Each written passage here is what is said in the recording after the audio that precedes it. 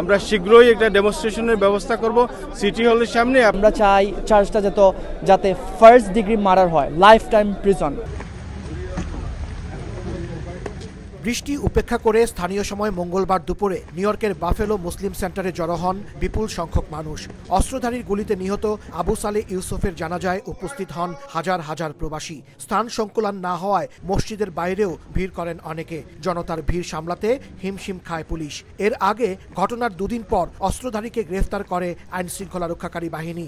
Del Cummins নামে 31 বছর বয়সী হত্যাকারীর বিরুদ্ধে আনা হয় সেকেন্ড ডিগ্রি হত্যার অভিযোগ, কিন্তু ফার্স্ট ডিগ্রি অভিযোগ এনে অপরাধীর সর্বোচ্চ শাস্তি নিশ্চিতের দাবি জানিয়েছেন বাংলাদেশিরা।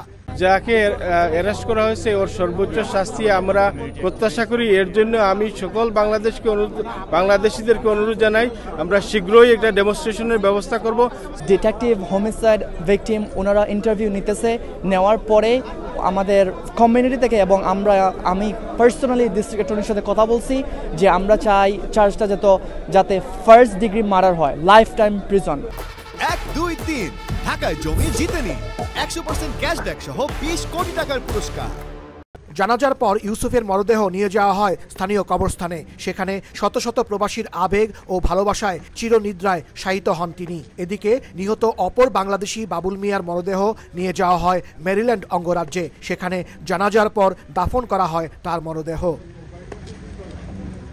বাফেলো মুসলিম সেন্টারের সামনে অগণিত মানুষ। সবার এখন একটাই দাবি, এই ধরনের ঘটনা যেন পুনরাবৃত্তি না ঘটে, আর দোষী অপরাধী দুর্বৃত্ত যে ধরা পড়েছে তার দৃষ্টান্তমূলক শাস্তি। হাসানুজ্জামান সাকি, সময় সংবাদ, বাফেলো, নিউ ইয়র্ক।